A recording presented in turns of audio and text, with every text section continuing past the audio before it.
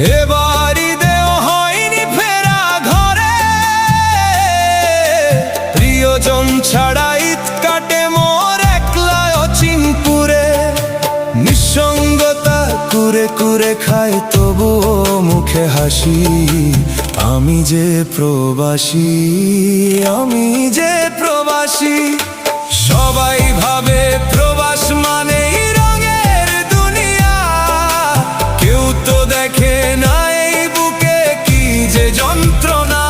তবুও ভালো থাকুক তারা যাদের আমি ভালোবাসি, আমি যে প্রবাসী।